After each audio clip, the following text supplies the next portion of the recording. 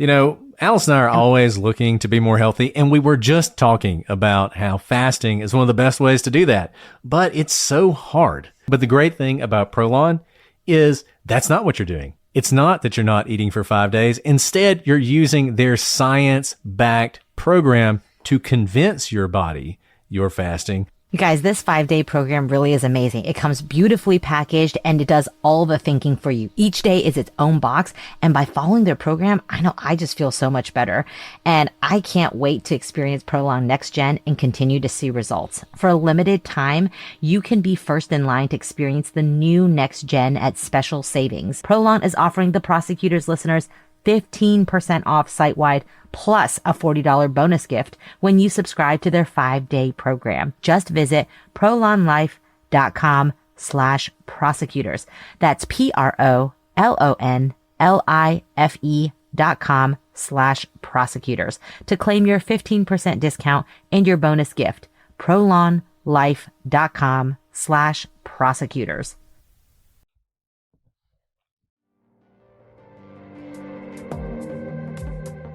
Hi, everyone. This is Jillian with Court Junkie. Court Junkie is a true crime podcast that covers court cases and criminal trials using audio clips and interviews with people close to the cases. Court Junkie is available on Apple Podcasts and podcastone.com.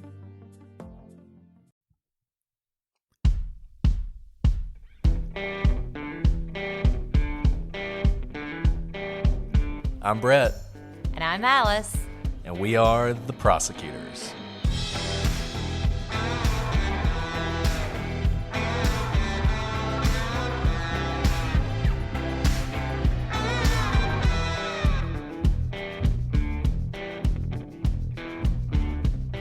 Today on The Prosecutors, we continue our look at the JonBenét Ramsey case and listen to the 911 call.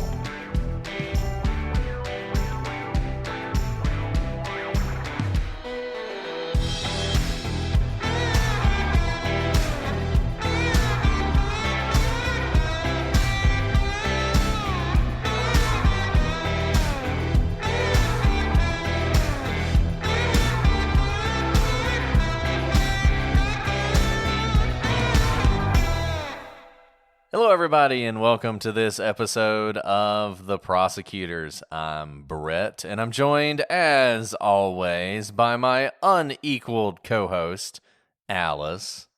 I'm not even sure what that means, unequal. It means she can't be equaled, and you have no equal. No, I'm such a nerd, because as soon as you said that, I saw, the equal sign with the slash through it.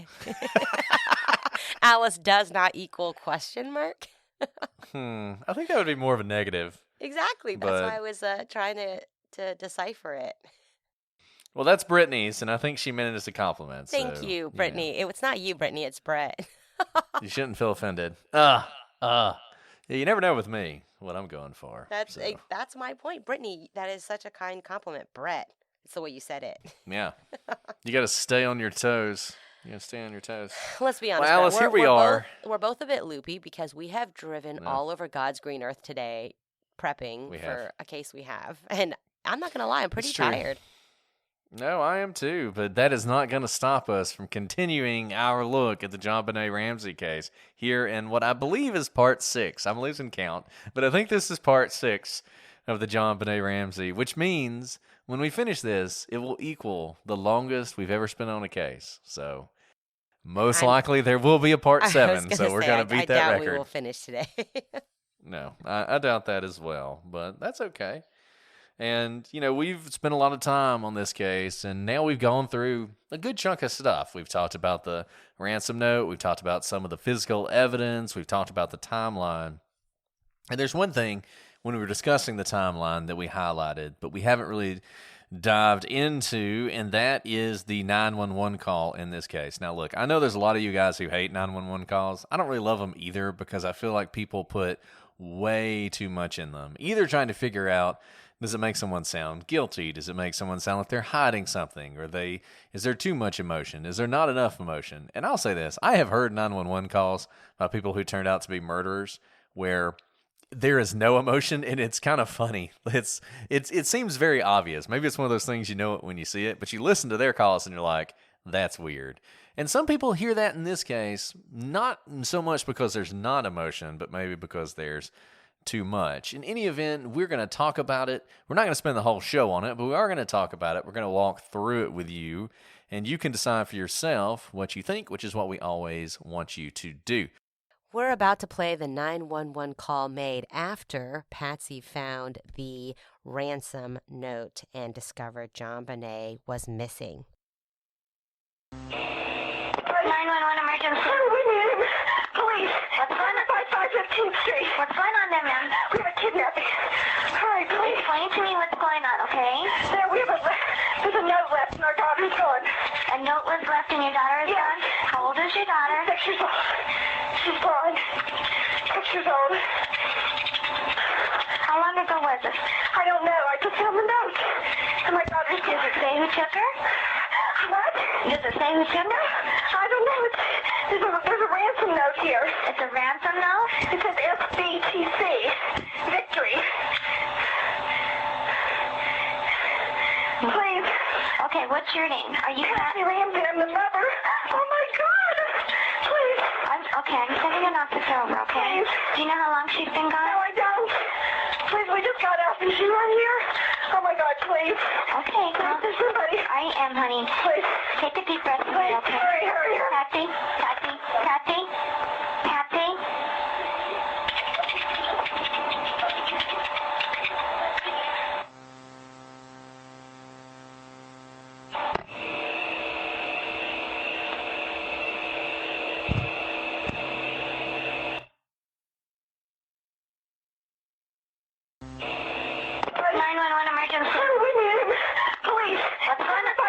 Street. What's going on there, ma'am? We have a kidnapping. All right, please. Explain to me what's going on, okay?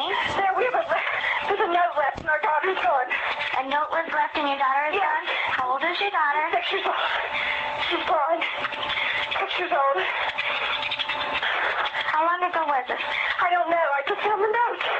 And my daughter's gone. Does it say who took her? What? Does it say who took her? I don't know. There's a ransom note here. It's a ransom note? It says SBTC. Victory. Please. Okay, what's your name? Are you Patsy Ramsey? I'm the mother. Oh my God. Please. I'm sending an officer over, okay? Please. Do you know how long she's been gone? No, I don't. Please, we just got out. Is she right here? Oh my God, please. Okay, well, there's somebody. I am, honey. Please. Take a deep breath, please. Okay? Hurry. Patsy.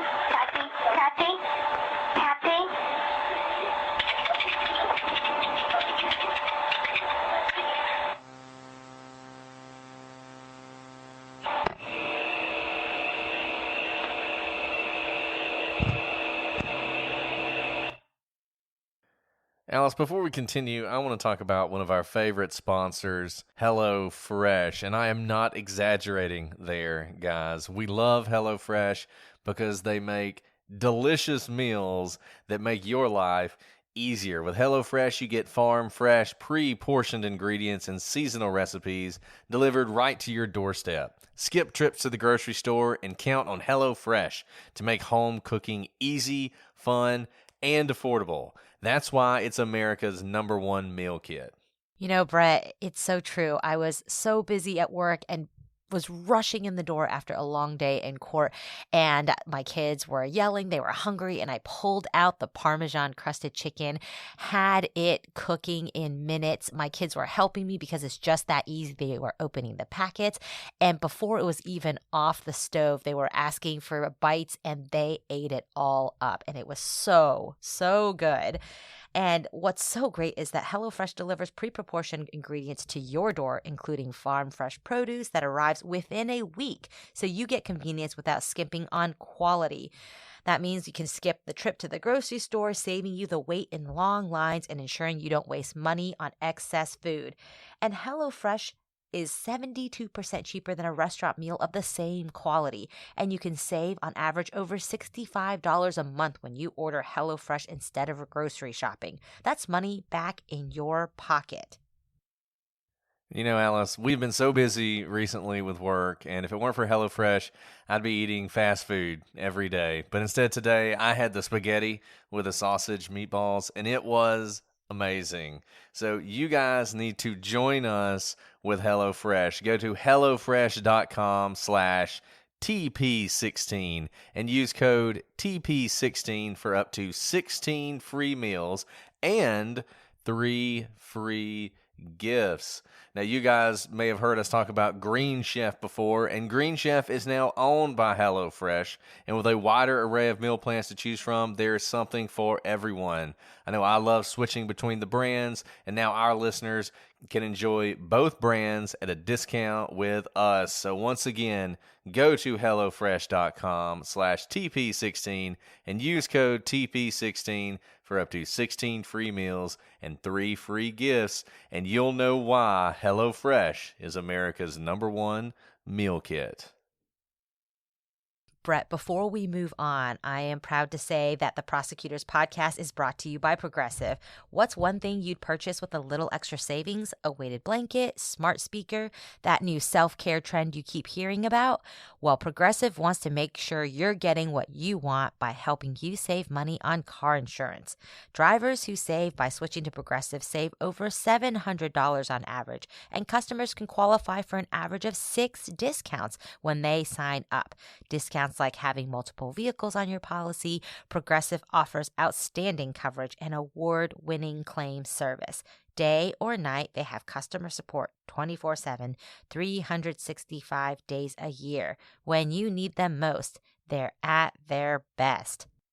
A little off your rate each month goes a long way. Get a quote today at Progressive.com and see why 4 out of 5 new auto customers recommend Progressive.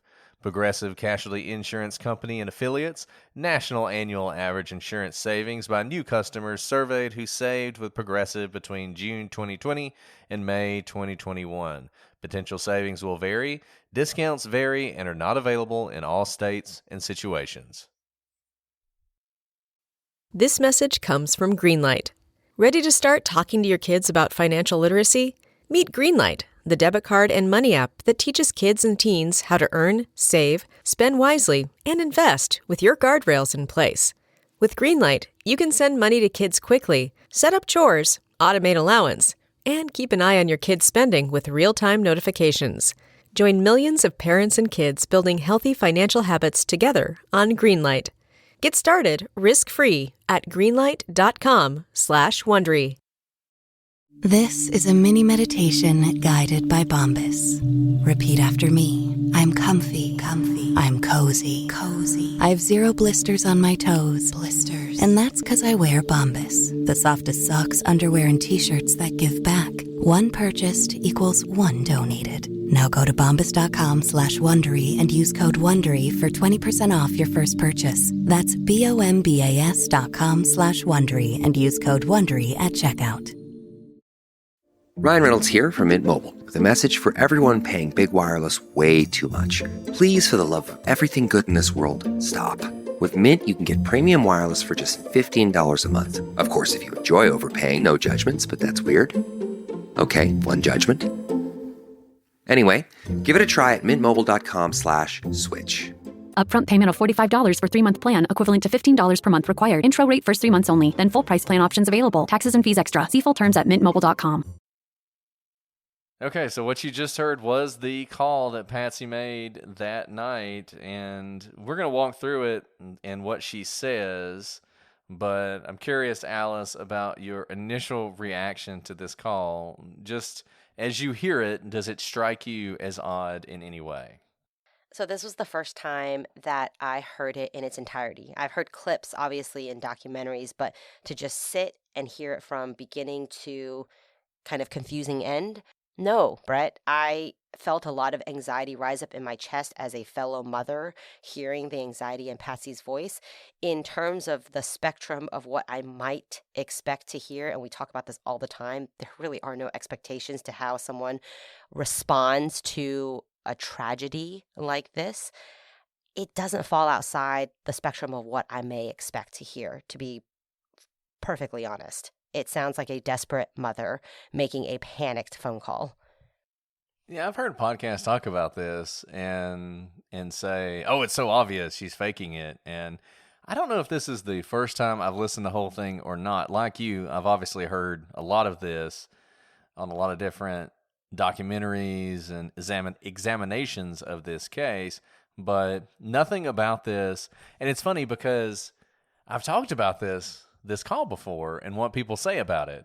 And listening to it now does not match up with what people say about it. And I'll just say, Patsy may be a great actress. I've no doubt that she might be. She was in pageants. She knows how to put on for people. I've heard that she was interested in acting. Maybe that's what she's doing, but she's doing a good job if that's what it is. Because to me, this sounds like what I would expect from someone who's making a 911 call. And let's walk through some of what she says just to point that out. One thing I've heard before is that Patsy is talking to the 911 operator, but she's not actually giving any useful information.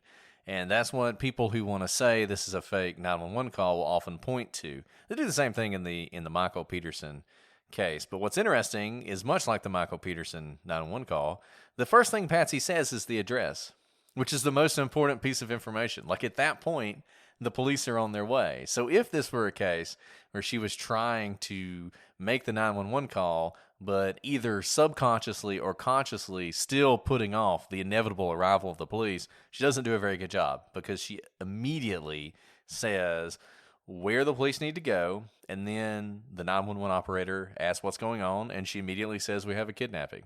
Unlike the ransom note, she gets to the point. And let's talk about that. The only purpose of a 911 call is in order to dispatch law enforcement to the location. They cannot investigate any sort of a case over the phone. The person answering the phone is oftentimes a volunteer member. They might be affiliated with anything from Red Cross to firefighters. They are usually not the police department answering the phone, because law enforcement officers are actually out in the field investigating these cases. So the only purpose really of a 911 call is not to investigate a case. It is, in fact, to find a location to dispatch officers to. The 911 person who answers the phone, their job is to try to keep you calm, to help keep you on the line if that is helpful, and they elicit answers from you to keep you talking, so that they can better understand the situation. Because if they can help, for example, help walk you through how to do CPR on a baby, for example, they may try to walk you through it. But really, the most important part of a call is to find out your location, and Patsy gives that up within the second sentence, really. So just keep that in mind. And kind of on that note as well, Brett, we have spent all day talking to a myriad of witnesses, some who may or may not be targets, and some who are just innocent bystanders who see things. Generally, are people helpful when left to their own devices to tell us information about something they've witnessed? That's a great question. And the answer is not really. No, because they're so bad at it, Brett. So bad. This is a very typical response to a very important loaded question with all of the information before them. Yeah, they definitely looked at that in that way. I'm like, who's they? Looked at what? In what way? What are you talking about? Yeah. That's a really good point. That's how people talk. And it ties into this. There's a couple things about this call that I think are interesting.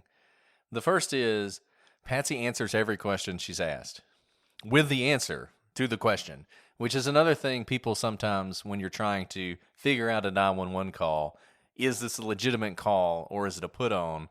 People will point to the fact that the 911 operator is asking questions and not getting a response. But if you look at this, every question she's asked, she answers. So what's going on there? We have a kidnapping. Explain to me what's going on.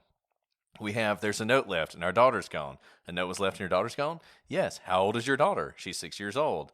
She's blonde, 6 years old. How long ago was this? I don't know. I just got the note. Does it say who took her? She then attempts to figure that out. SBTC Victory. What's your name? She gives her name. Sitting an officer over. Do you know how long she's gone? No, I don't. Like, every question she's asked, she answers. So she's not deflecting. In fact, she's answering it very directly. She answers questions better than most of our witnesses. You're right. People often deflect, even if they're not trying to lie. People kind of answer the question they want to hear, and she's actually answering as directly as you could possibly want, except what Brett just read to you was a transcript version without the emotion of her voice in there. So you might be distracted by the way her voice sounds, but when you take out the emotion and you just listen to the words, she's absolutely just answering the questions. And another thing Alice pointed out, when people are trying to tell you information, they often will leave out things because in their mind, they know the answer. So they will say things like, they did this. And you're like, who is they? And they have to tell you. And that's because in their mind, they know exactly who they're talking about. So it's one thing people point to is that she never uses JonBenét's name. She just talks about her daughter. A couple things about that. Number one, I mean, imagine if she had answered the question, we have a note, there's a note left, JonBenét's gone, right? Well, the operator's going to be like, who is JonBenét? That actually is not helpful to use her name. It's more helpful to say who she is. It's their daughter, which immediately tells the operator a lot of information. It's a child. The child is gone. The child has been kidnapped. The child's probably in danger, right? So it's not strange to me that she doesn't use her name, and the operator never asks her what her daughter's name is. It's not a question she asks, and so it's not information that she ever gives. You know, she never asked for a description of JonBenét, but Patsy does give the fact that JonBenét is blonde, which is something people have pointed out as that's weird. And one thing that we have stressed so much is this attempting to analyze the words people use and the way people talk from the comfort of our homes when our child is, asleep downstairs. In my case, is much different from trying to figure out what you would say and how you would say it in a high-stress environment. Absolutely. We see this a lot when someone is panicked and they're asked to give a description on something. It's usually not a very helpful description, right? What did the car look like? There was a license plate. Like, okay, well, what else about it? And that's very, very common. I mean, and part of that is just panic. It might be that she's picturing her daughter in her mind and she sees the blonde hair. Or because JonBenét had very blonde hair, I bet people commented on it all the time. I bet people said things like, oh, what beautiful hair she has. Or, oh, look at that blonde hair and it's so natural. It's her most striking feature. It's her most striking feature, absolutely. Something she played up in her, pageants. And I can imagine that however your daughter's most often described to you could be the first descriptor you have come to your mind when asked to describe her. Yeah, and another thing people point out is just the fact that eventually Patsy hangs up. And I guess there's this feeling among people that you would stay on the line with the dispatcher. And, a lot of this comes from this CBS documentary that I've been slamming the whole time because... And I just got to tell you, I mean, that documentary is such a good example of how you get misled by documentaries. The documentary is a presentation of the book, A Small Foreign Faction by Kohler. That is what it is. Kohler appears in the documentary. It's never explicitly told to you that that's what it is. They act as if it's some sort of reinvestigation where they're going to discover new things. That is not true. And everyone who's involved in it is selling the line that's in that book. And the line that's in that book is that Burke killed JonBenét, and they just go through their various proofs. And one of them is this. And you have this pseudo-expert claim that 911 is help. And so you're going to stay on the phone with 911. Whatever. You're going to get the information out there that you need to get out there. Then you're probably going to get annoyed by the 911 operator who keeps asking you stupid questions that aren't related to what you want, which is help. And then maybe you're going to hang up. We've looked at a lot of cases with 911 calls. The one case where the person stayed on the phone the whole time to the extent that they wouldn't get off the phone to help their kids or even open the door for the police was the Darlie Routier case. And she totally killed her kids. She stayed on the 911 call for as long as you could imagine, and she's totally guilty. And to me, I think it's more strange that you just hang out on the phone with the operator when the police are on their way, when there are other things going on, like where's my daughter, or helping my kids, or whatever. Like, you're just going to hang out on the phone? To me, that's weird. Now, you may not think it is, but once again, this is the problem. Like, just because it's weird to me doesn't mean it might be weird to Patsy. Maybe she would stay on the phone, but she didn't. And you just can't, I just don't think you can judge or determine really anything based on how long she stayed on the phone or didn't stay on the phone. Yeah, I'm not sure.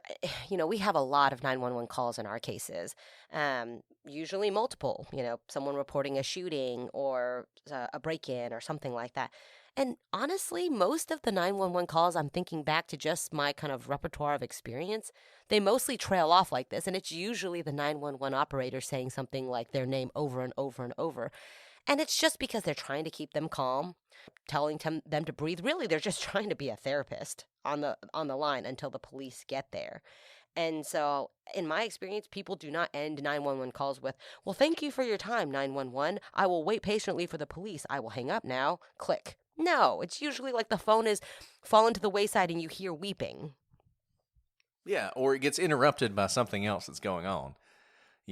Like thinking through some that I've heard where, they're calling for whatever reason. They've given the information. There are other people there. There's just other things going on. And the 911 call, after you deliver the information, kind of stops being important to you because you're busy with what it is that caused you to call 911 in the first place. Now, this is obviously different if it's a situation where there's like an ongoing attack, where you are being attacked by somebody.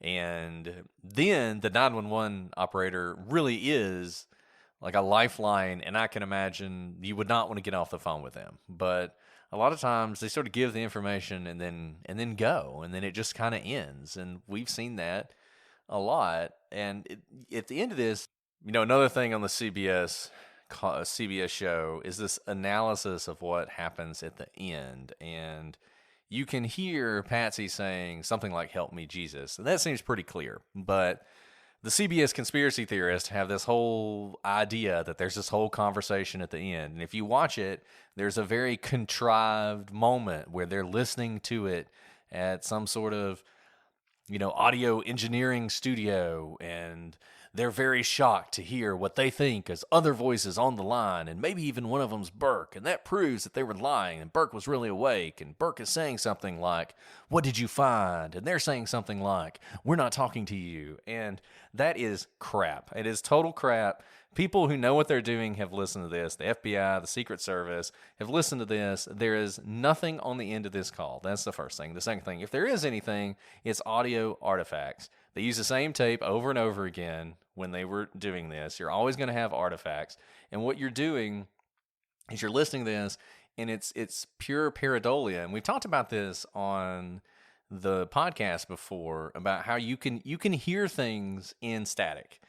When I was in Tuscaloosa, where the fair University of Alabama is, respect, didn't win it this year, maybe next year. But anyways, and I've told you guys about this before, I was part of this like ghost hunting paranormal investigation group. And one of the things you do is you're constantly listening to static in haunted houses that you've recorded in haunted houses to try and hear something. Do you hear voices and ghosts or whatever? It's called EVPs. And it's the same thing. Like you're listening to this static, and the thing that will make you hear something in it is if someone else says, "I hear XYZ." If someone tells you that, you will hear it because your mind is trying to make sense of chaos. It's trying to find patterns in the noise. So the fact that any police officer or anyone who claims to be a serious investigator in this case would try and tell you what the words are at the end of this call is absurd. It really should make you question their credibility across the board when it comes to this case, because whatever is or isn't on the end of this call, you're not going to be able to make it out. And it is simply not the case that it has been definitively determined what was said. If you read Thomas's book, I mean, he's going to act like they heard Burke. Burke was definitely on the call. That's just not true. It's just not true. You cannot say that 100%. And that's one of the things that really irritates me about this case, because there's so much false information, and that is a huge piece of it. And of all the things CBS did in their documentary, that might have been the most disingenuous one and the most damaging one. Yeah, Brett, I have to agree with you. Hearing the unedited version, not an enhanced version, I don't hear anything. And I think it's such a short amount of period to be able to definitively say there's another voice or a conversation happening. I really think that is people inserting something that is not there. Yeah, and look, there may be those of you out there who you hear this and you think this actually does make Patsy Ramsey seem more guilty. Obviously, we're always interested in hearing your thoughts on that, but I will tell you that when I listen to this 911 call, it does not make me think she's guilty. It doesn't necessarily make me think she's not, just because I think people can act and can fake emotion. They can absolutely do that, but there's certainly nothing in it that makes me think, that's weird. That doesn't seem like the reaction someone would have. She's being evasive. She's not answering the questions. She's not giving helpful information. I just don't hear that in this call. Right. I don't think it goes either way, but it doesn't fall outside of the spectrum of what's to be expected for someone who has actually had their daughter kidnapped. Now, let's move on and talk about the reaction to JonBenét's kidnapping and the finding of her body. One of the reasons that suspicion immediately fell upon the Ramseys was their reaction to the kidnapping and the eventual finding of JonBenét's body. According to Thomas's account, the detective on the scene, Linda Arndt, reported that the Ramseys' cold, unemotional response set her off. It made her feel like they had something to hide. And although Patsy seemed to cry, she wasn't seen to actually shed any tears. And John seemed nonchalant. Officer French would say that while Patsy had her hands over her face, she was looking through her splayed fingers as if she was making sure he was watching her show emotion. So, what's to make of this? First, it's really hard to say how much of this is even true and how much of it is either a production of the year's effect on memory or French's immediate suspicion on the family. Let's start with French. Officer Rick French was a patrol officer. He was the first one to respond to the home, as we've already talked about. He was not a detective. He probably had never worked a kidnapping or a murder before.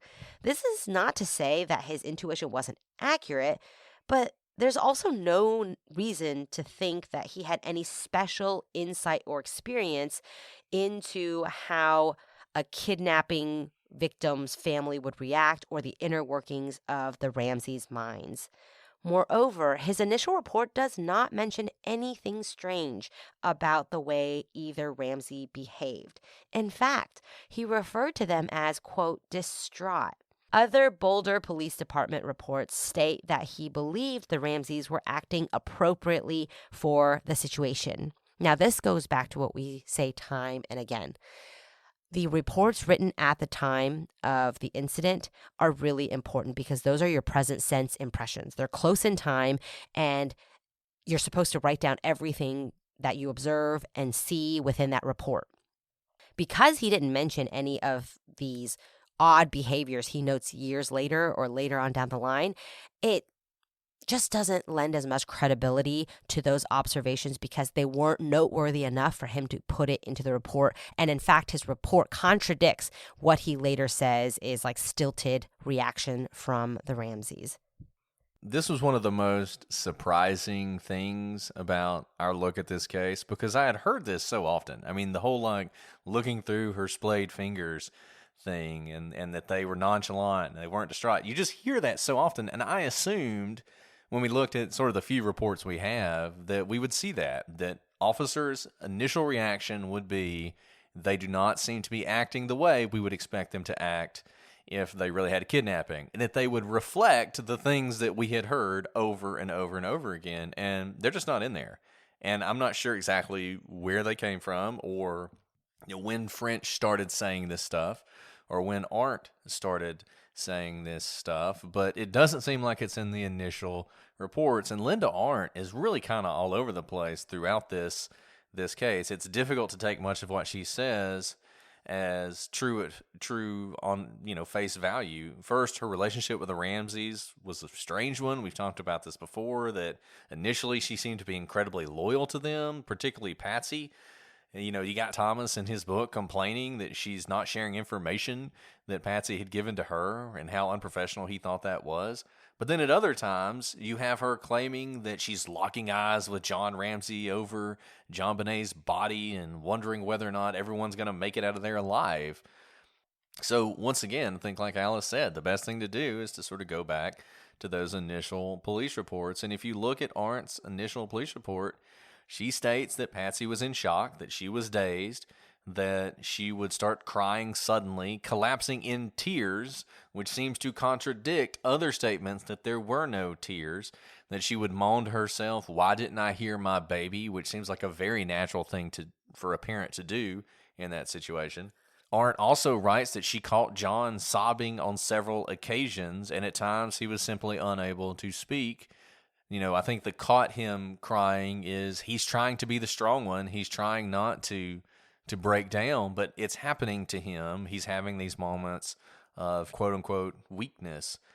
There's also been, you'll read comments, Thomas talks about this in his book, that John didn't seem to care about this call that was supposed to be coming in, which indicated he knew there was no call, that when the phone would ring, that's not the call. He knew that because he knew there were no kidnappers. But in Arndt's report, she's writing that every time the phone rings, John's running into the den where they'd set up the recorder to answer it, and every time the phone rings, he's nervous and reacting the way you would expect somebody to react who's waiting on this important phone call. So once again, this has been something that's really affected the way people think about this case, because the Ramseys, there's no reason not to say it. It was weird. There were things they did that were weird. And there were things they did that made people doubt them. The hiring the lawyers as quickly as they did. Whoever's idea it was, whether it was their friend or not, the fact that they lawyered up, the fact that they went and talked to the police, the fact that they went on CNN so early, just their general affect seemed a little different than what the average person was used to. The whole beauty queen pageant thing seemed strange to a lot of people, and particularly made people put Patsy in a bad light in a lot of people's eyes. So then, when you heard these things, it cemented in your mind they must have done it. And it turns out most of what you've heard just isn't true. Yeah, I think that's right, Brett. This is one of those instances where everything I've heard about their reactions is contradicted by the close in time official police reports. So this is, if we were taking this to court and officers Arndt and French were saying this now on the stand, they would be absolutely cross-examined with their original police reports that contradict what they later say. And it probably would come out in the wash that the jury just wouldn't believe what they said at all. And so it probably would not hold a lot of weight in a jury's mind, their testimony about a strange behavior from the Ramseys. Brett, after a long day, I just want to curl up on the couch and get lost in a gripping story with characters I can love and hate. Is that too much to ask? Nope. Thanks to Sundance Now, I always have something to watch that's binge-worthy and that I can be obsessed with. Sundance Now is an ad-free streaming service created by AMC Networks for people who obsess over riveting storytelling and fresh perspectives. Sundance Now has original prestige dramas, international thrillers, and our favorite, bone-chilling true crime shows. Every show is a sleek production with sexy lead characters. I have been working my way through the series, A Discovery of Witches. I know a lot of you have reached out and said you enjoy it. It's the perfect mix of period drama, romance, and edge-of-your-seat thriller. Seasons 1, 2, and the third and final season are now available for streaming. And if you're looking for something in the true crime realm, I recommend checking out Ministry of Evil, which is an awesome series on Sundance about a cult-turned-criminal enterprise.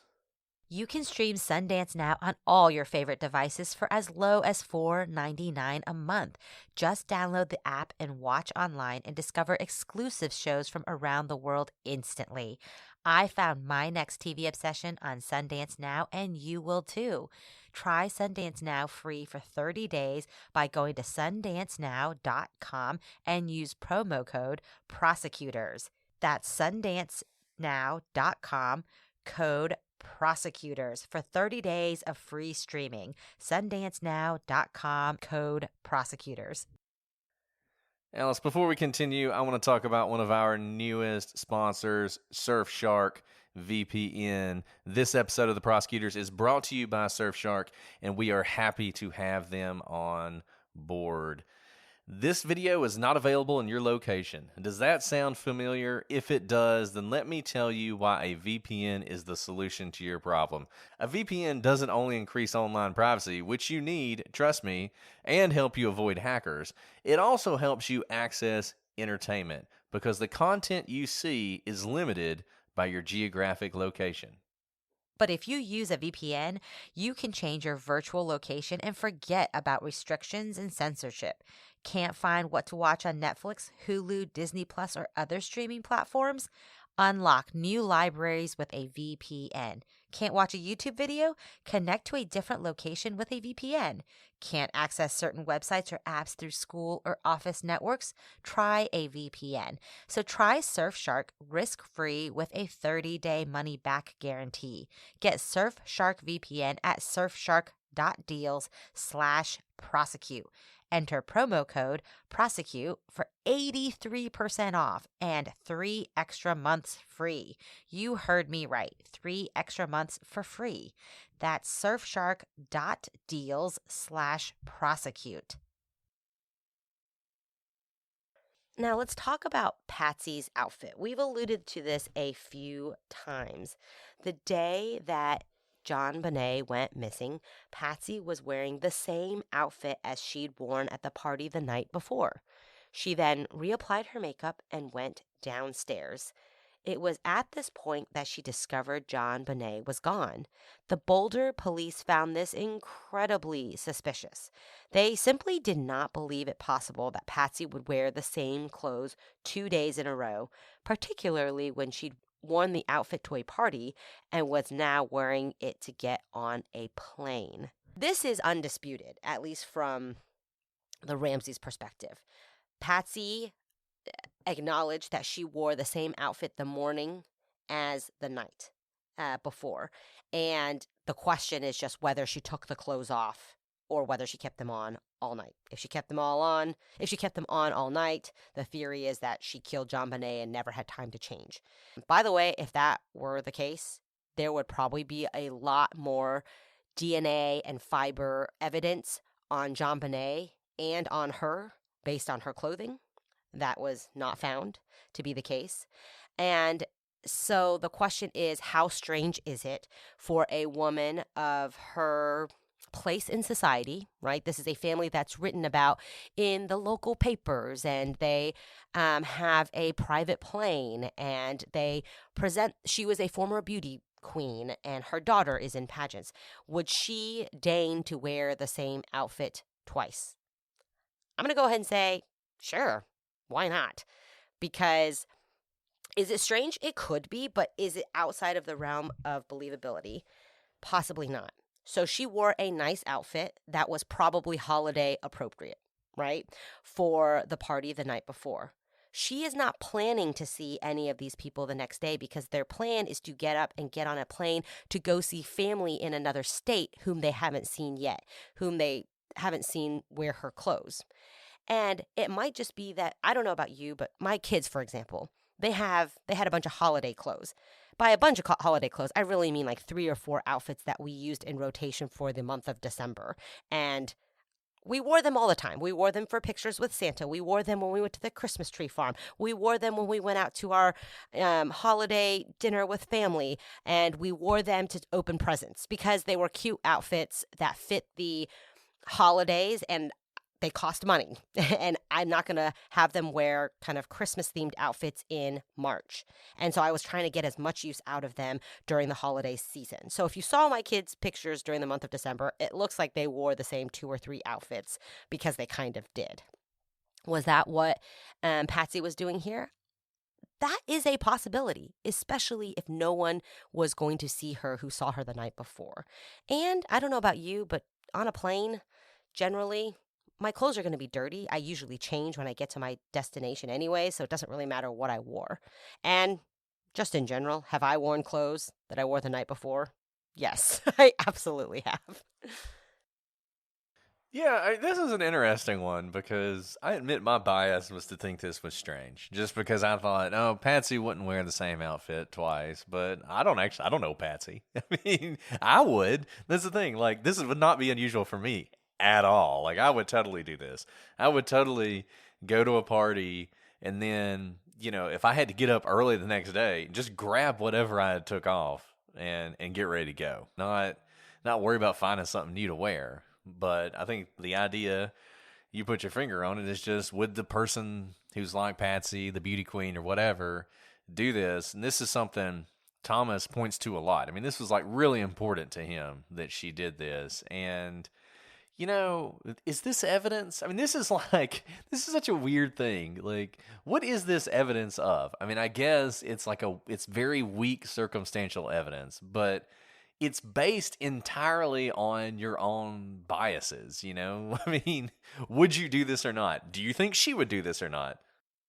And furthermore, Brett, it's weak circumstantial evidence because there's no evidence that Patsy definitively would not do something like this.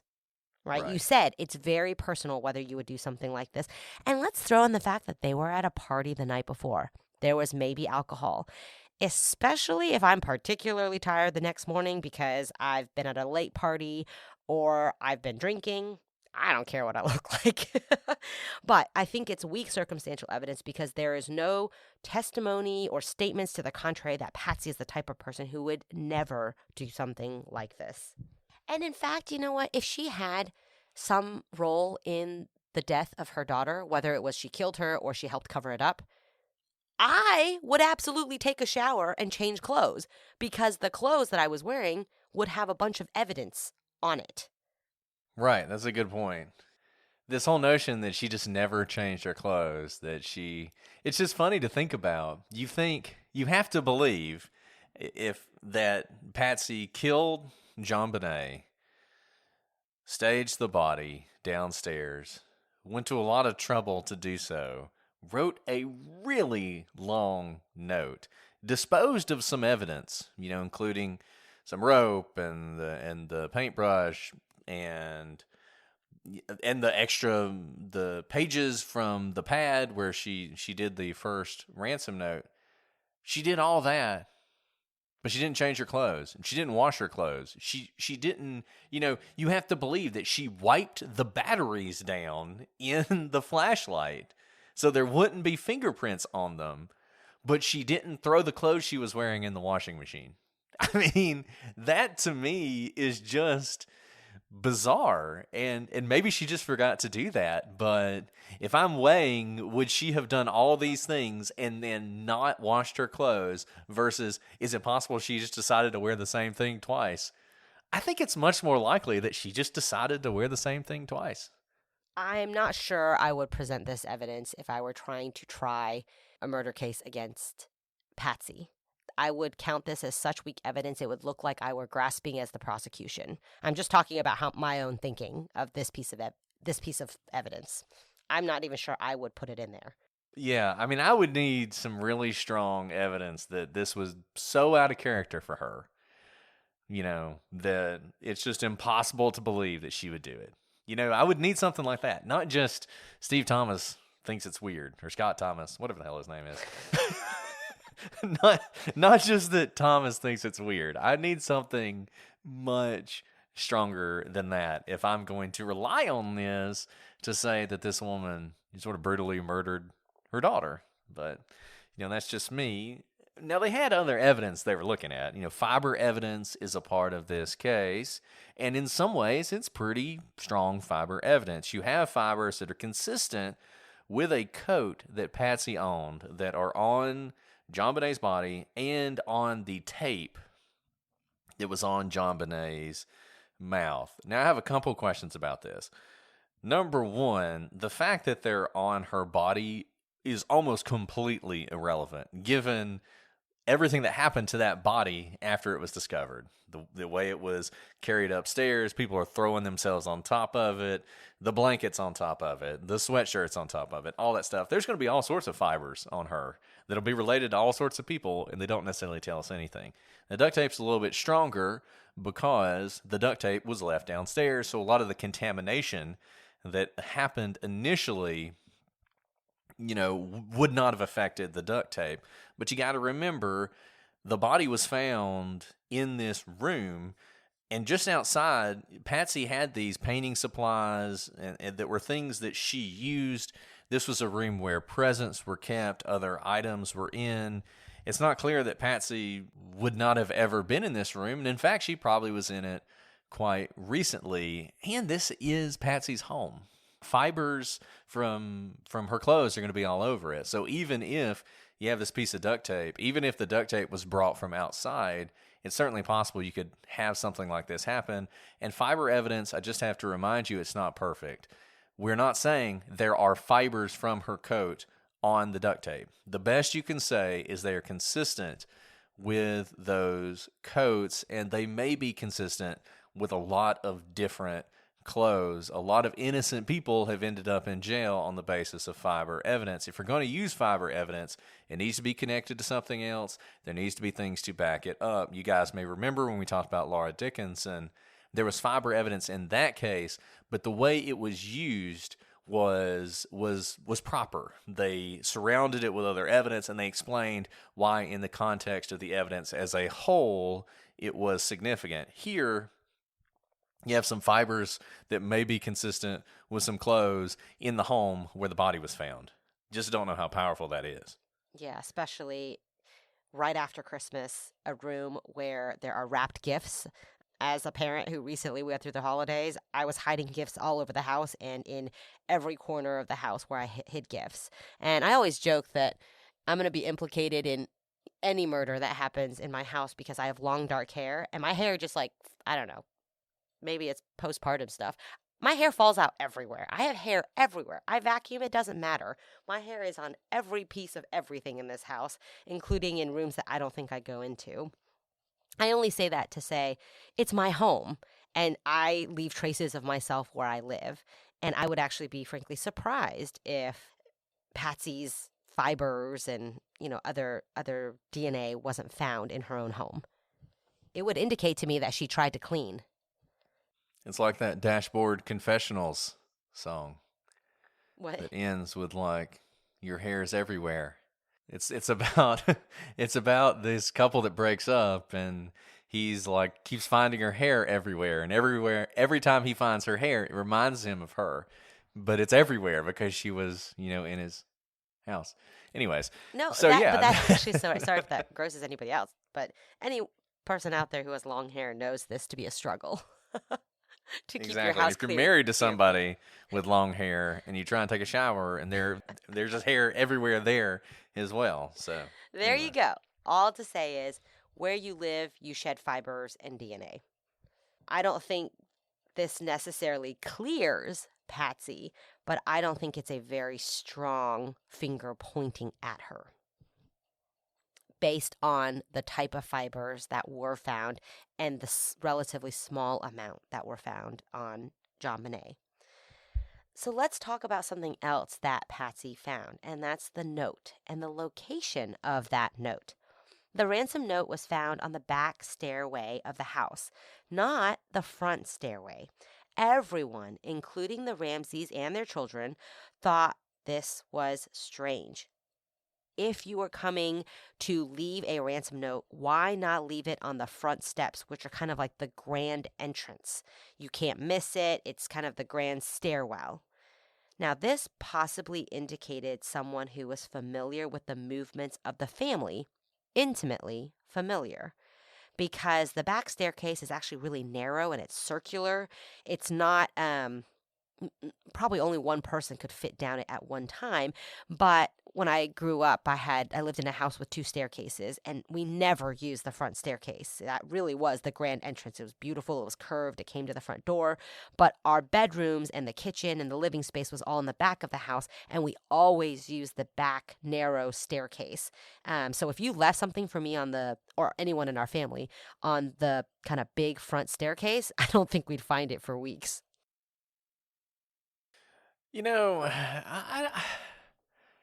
I see people attach a lot of significance to this, whether they think the Ramseys did it or not, sort of indicating this is somebody who knew the family well, like you said, maybe. Or maybe they just figured nobody actually uses the big staircase, or maybe they didn't care. Maybe it was close to where they exited, and so that's where they left the note. And they'd find it eventually. It wasn't important to them when they found it. They were going to find it eventually, and then they'd find it. Whether it was they come down the staircase and they go in the kitchen to get breakfast, or they go up and they find JonBenét's room is empty and they're looking for her in the house and they find the note. I mean, this may just have been where they put it. And it wasn't so much, we know you'll come down these steps, but it was just a convenient place to put it. Yeah, I agree with that, Brett. That back staircase is by the kitchen. It's very likely that JonBenét and her killer were near or around the kitchen, whether it had anything to do with the pineapple and milk or on their way down to the basement. But it may have just been random coincidence that this was the place closest to the murderer at the time, and that's why the note was left there. And yet others have commented on the fact that Patsy did not step on the note as she went down the spiral staircase. But assuming she's not the killer, that is likely accounted for by the very nature of the stairway. You'd probably watch your steps as you're going down, especially because it's a very narrow, tight, circular stairwell that you can't help but see a note on the step. It's not like these steps are huge. They're smaller than your typical grand entrance staircase. So I had a circular staircase in an apartment I lived in, and it was like, we called it the stairwell of death because one misstep and you would just like slide all the way down, or there were like holes in between the stairs. And I was always like nervous that I'd somehow slip through the holes and fall. So I always looked where I was going on that particular staircase. And that staircase was very similar to this back staircase where the note was. So let's talk about the statistics of child murders. You often hear that in child murders, there are around 72% of murdered children are killed by their parents. It's certainly the case that typically, if someone's murdered, the first person you look at are the people who are closest to them. In the event that it's a child, you're often going to look at the parents. It has been difficult. I have attempted to find where this 72% comes from. If somebody out there has this and wants to correct me on this, I'm happy to do that. But the only 72% I could find was a study showing that 72% of children who are murdered by their parents are under 6, which is a very different thing. It's like you're taking a subset of children killed by their parents and how old are they, and 72% are under 6, which doesn't surprise me at all. Now, I was able to find in the late 90s some statistics that showed that around 1,800 children a year were murdered in the late 90s, which is a staggering amount. And it's hard to believe that that's true, but nonetheless, of those, around 500 were murdered by their parents. If you do the math, that's about 28%. So nowhere near as high as you might think, and much, much lower than I would have thought. If you break it down only to the number of children under 6, which JonBenét is right on the edge of that, who are murdered, the numbers still aren't that overwhelming. In 1997, which was a year after the murder, 700 children under 6 were murdered, and a little over 50% of them were killed by their parents. And although we're talking about children under 6, actually the vast majority of these kids are between the ages of 1 and 2. So they're very, very young children. If parents are going to kill their kids, usually it's going to happen when they're infants, when they're toddlers, in those early stages where postpartum depression is still going on and is still causing some really irrational rage-based behavior. That's usually what you're going to see. Now, doesn't mean that the parents couldn't have killed their kids or that it would have been particularly rare if they did. I'm not saying that. It's just that the statistics don't tell you as much as you think. If you read John Douglas's account of this in The Cases That Haunt Us, this is something he points out, that he had never really seen a case where it seemed like people were relying so much on the statistics to say that the parents were involved without, in his view, a lot of evidence to back it up, and the statistics themselves aren't as strong as people often make them out to be. And remember, because we have the protections of the Constitution, you can't be convicted based on statistics. You can't, even if the number were 100%. Let's just say 100% of kids, in the year before who were murdered by their parents. That fact alone does not lead to a conviction of parents in general, because you would violate due process. It has to be evidence pertaining to the specific defendants on trial. So I use statistics in things like sentencing to try and get a just outcome that falls within the realm of what other perpetrators get so that there's fairness. But it is difficult and oftentimes prohibited to use statistics like this on a specific murder trial. Yeah, statistics come in when you're dealing with something like DNA, right? So you can say things like the percentage chance that you would have a match or 1 in 9 billion or whatever. And you might say, well, in some ways that's using statistics, but it's a statistical analysis of actual evidence, not the statistics itself as evidence. And I think that's sort of the line Alice is drawing here. Even if you have a statistic that says a really, really high percentage of, women who are murdered by their significant other, for instance. I mean, imagine that were a really high number, 95%. You can't bring that into trial because it's really prejudicial because the number is so high, but it doesn't actually tell you a lot because we don't know if this person's part of the 5% or not. And it doesn't actually pertain to the case. It's not something that was collected as part of the case or is actually evidence related to the victim or related to the perpetrator. So it's interesting. It's interesting for those of us who just look at these cases and think through them. But when it comes to actually a criminal trial, you do not want people being judged on the basis of statistics. Let's talk about the cause of death, because what actually killed JonBenét? The autopsy left the question open and concluding that her cause of death was asphyxia by strangulation associated with craniocerebral trauma. Some have argued that the relatively small amount of blood on the brain indicates that the skull strike was after she'd been strangled. As JonBenét's heart rate slowed and her pulse died away, less blood would have pumped through her body and there would be less bleeding if she were hit. On the other hand, other experts have argued that skull fractures don't typically lead to much bleeding and that the wound could have happened well before strangulation.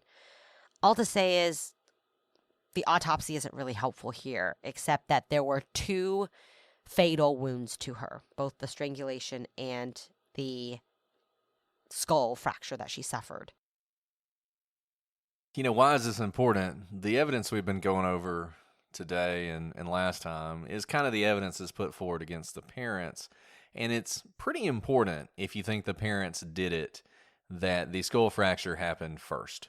The only scenario I've seen where the strangulation happened first, those of you who've read Cyril Weck's book on this, he sort of concocts this really sort of dramatic, eyes wide shut thing where John is engaged in some sick sex games with JonBenét and it gets out of hand and she dies, and then the strike happens after that. But other than that, if you think the parents did it, you think that her skull was fractured, she was essentially dead, and this is all just staging. This is just all to make it look like this was some sort of sexual game gone wrong, and the strangulation was not intended to kill her, even if it did, in fact, have some effect on her death and would have killed her were it not for the strike. So this is a really important question, and unfortunately, it's just not one we have a good answer for.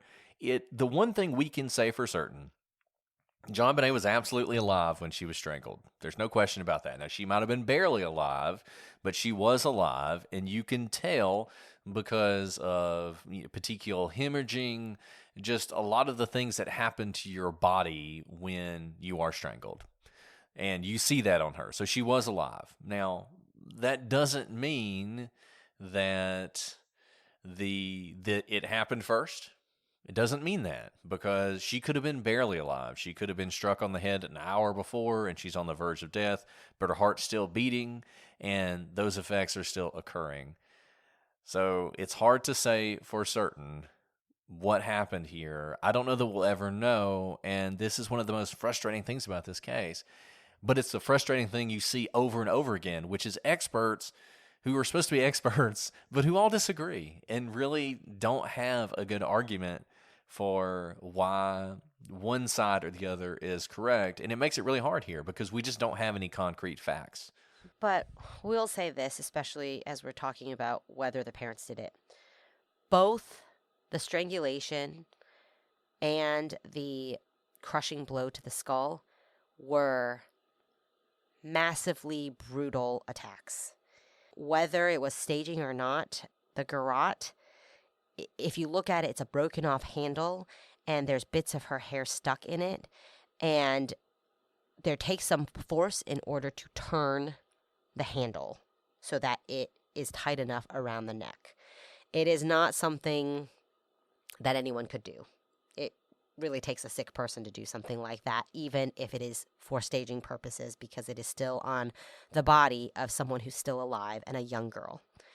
The blow to the head also is not a ding, but rather a crushing blow to the head that would take immense force. I've heard of skulls cracking, never to this degree, but the sound of a skull being cracked is one of the most sickening sounds I can imagine.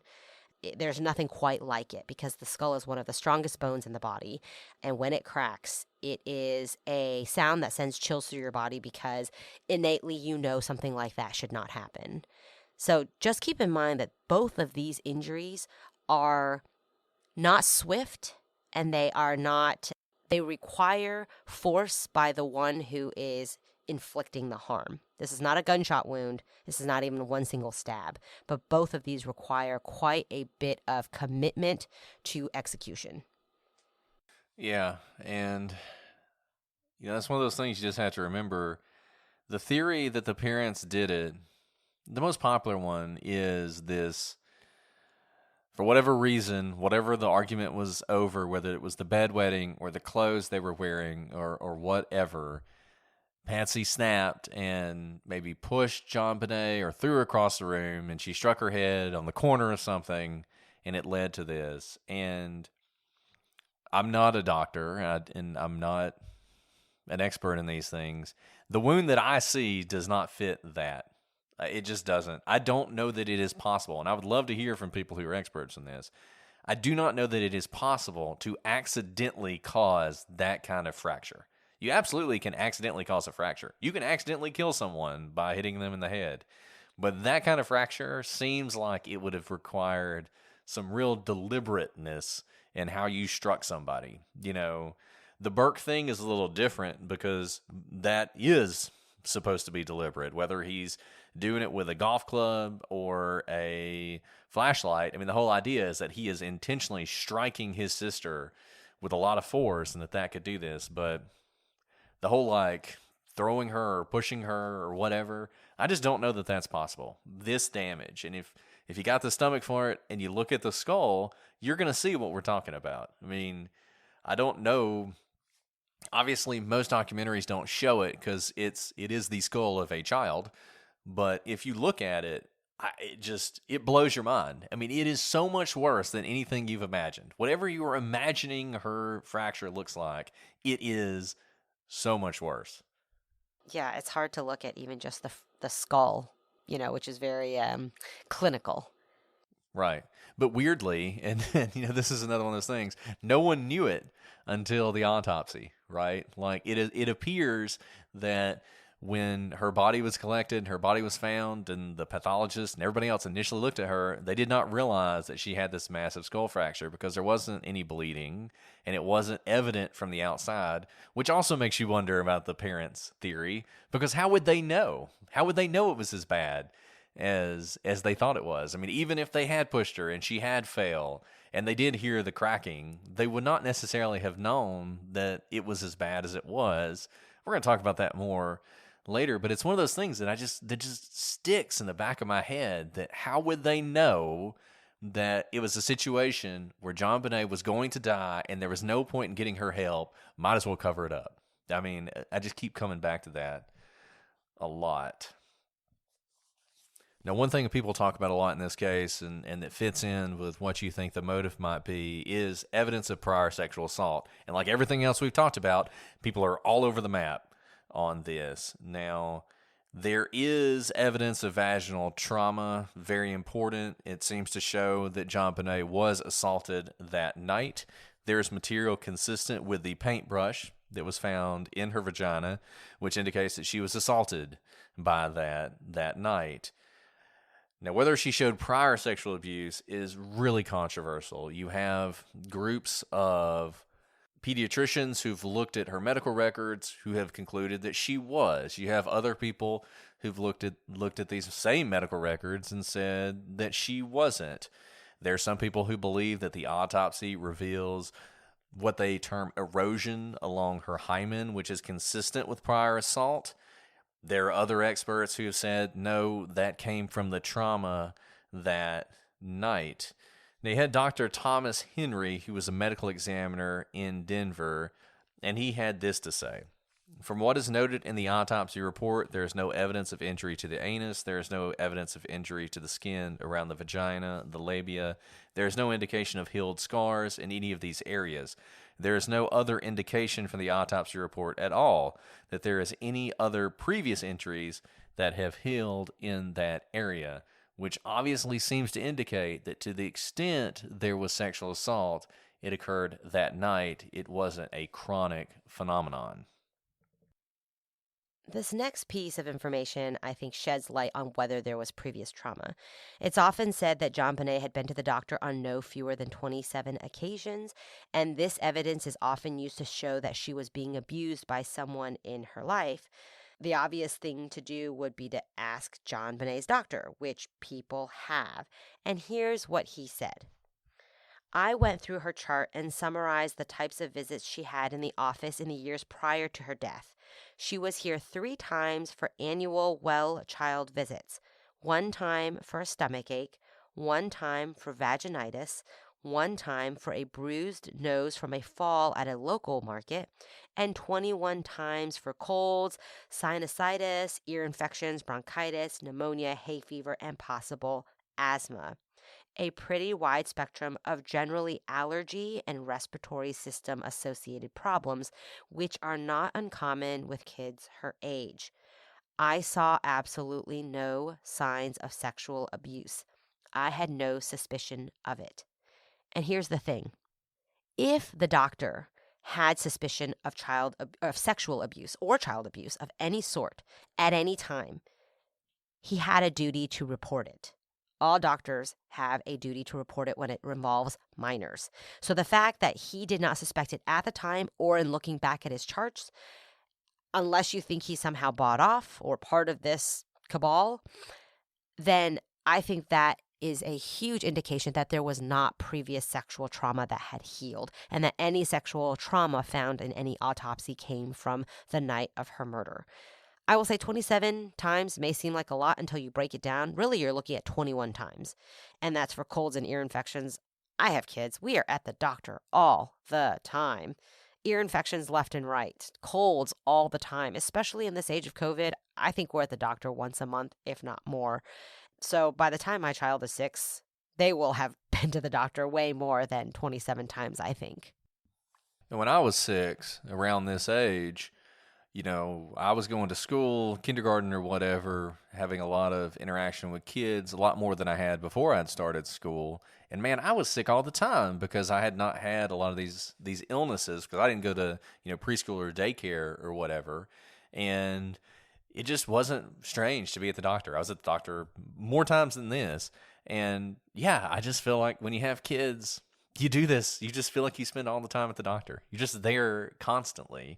And a lot of it is for these kind of things. And this just explains away so much.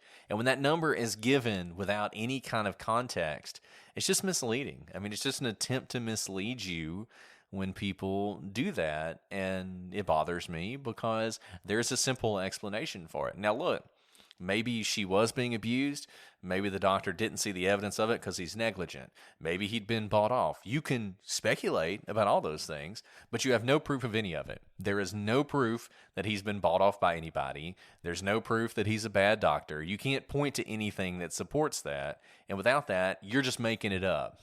You're just making that up so that this piece of evidence that you think fits your theory will continue to fit your theory. It's confirmation bias in its purest form.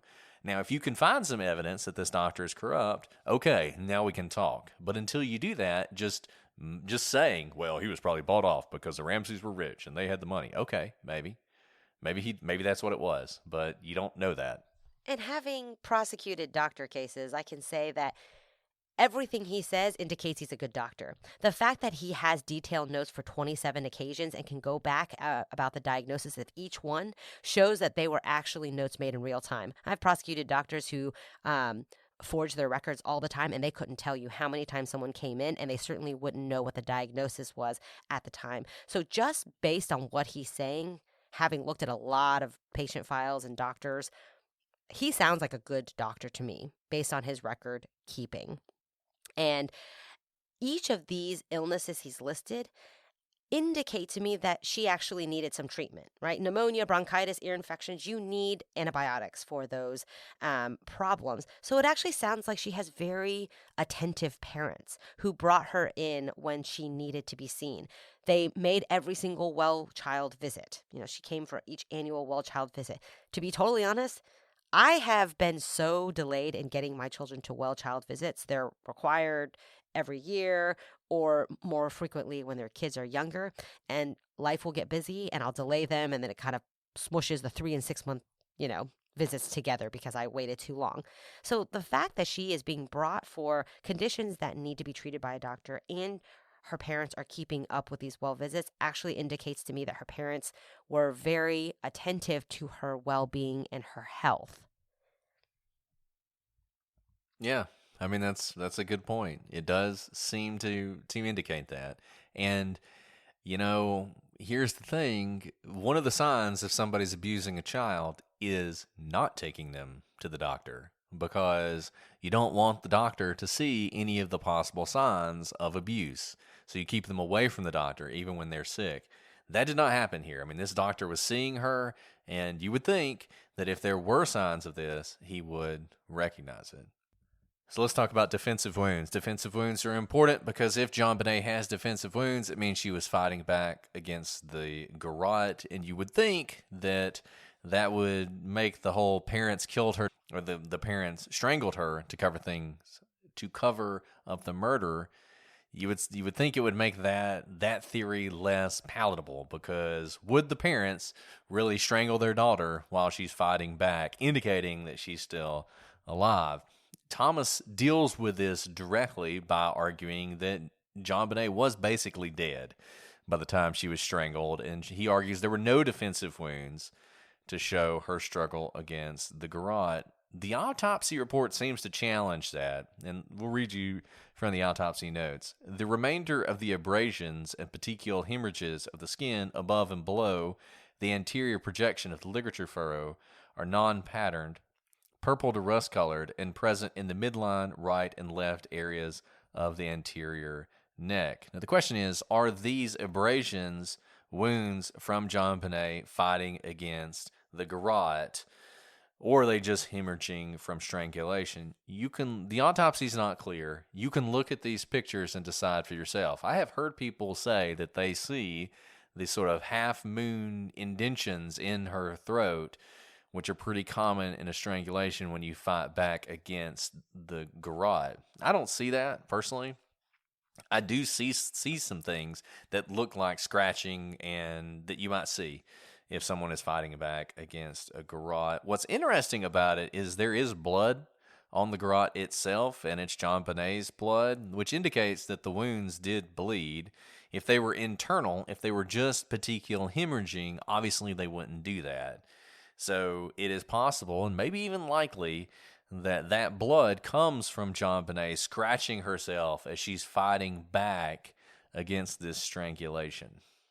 Now, let's talk about one other unusual thing about JonBenét the night that she was murdered. JonBenét was wearing underwear that was far too large for her, probably for like a 12 or 14-year-old.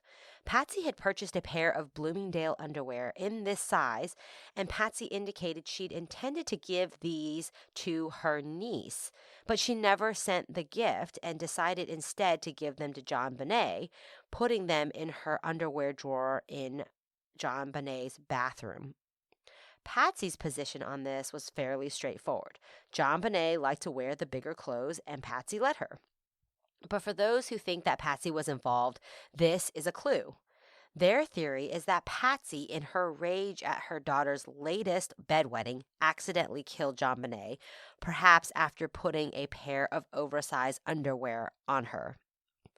Brett, I'm not going to lie, I don't really follow that theory, because I think that theory would be that I'm not sure how the oversized underwear really fits into that, but I guess you could say that JonBenét had normal underwear on that fits her as a 6-year-old. She wets her bed and calls for her mom, and Patsy comes in, and she changes JonBenét from her wet underwear and puts on this oversized underwear instead.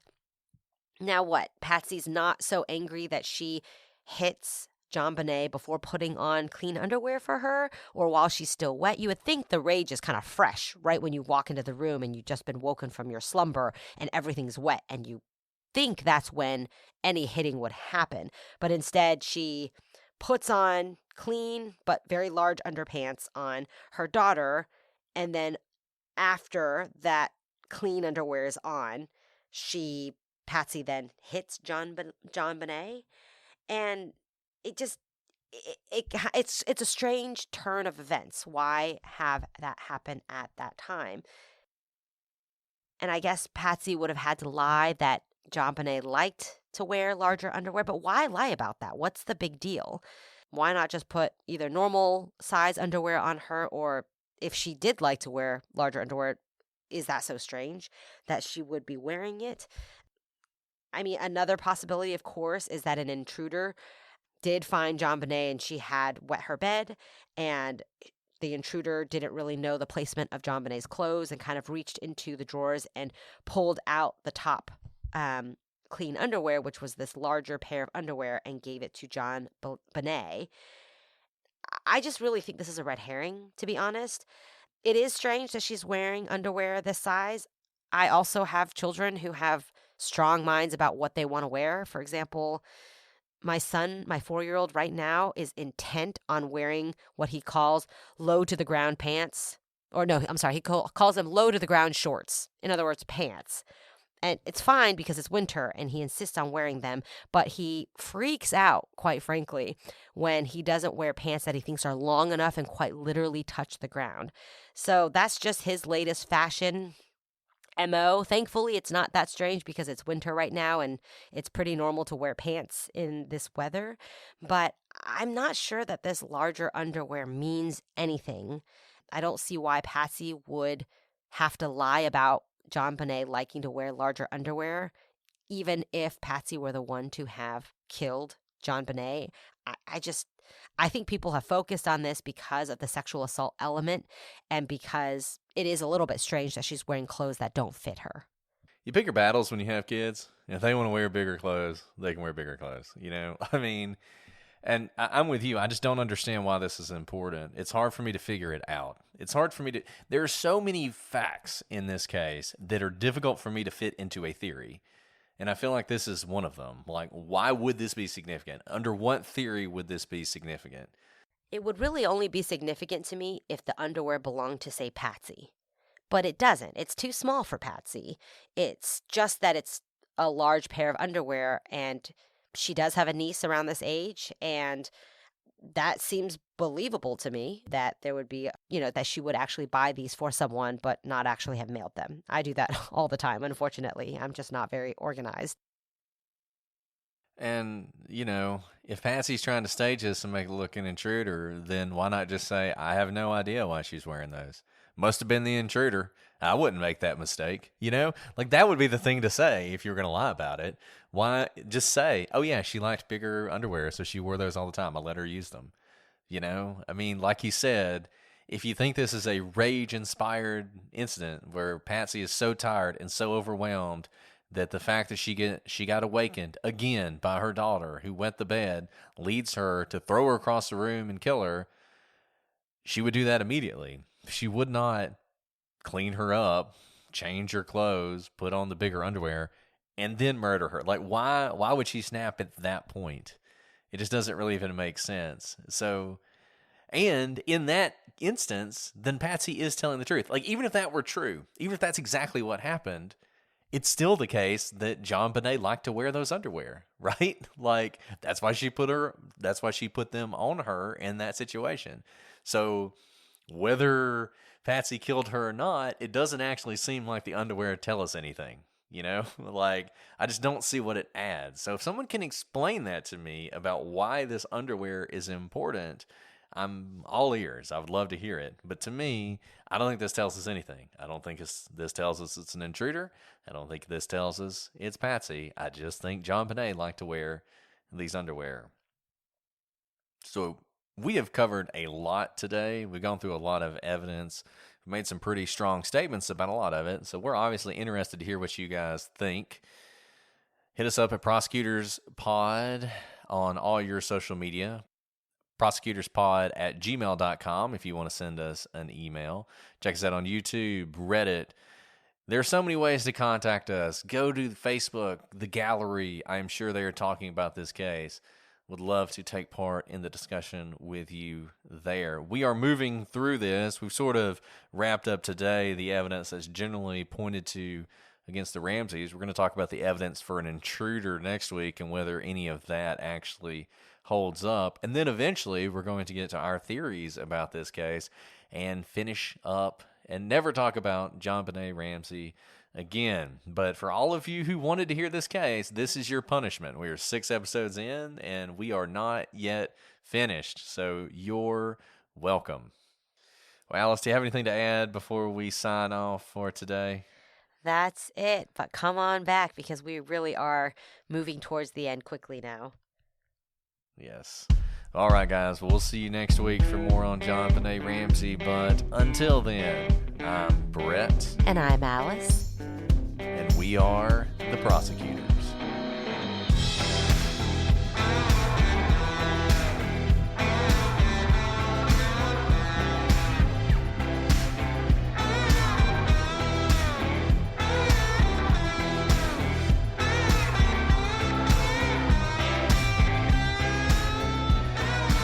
Call from the ransom, from JonBenét, we're going to call, We're about to play the 911 call made after Patsy found the ransom note and discovered JonBenét was missing.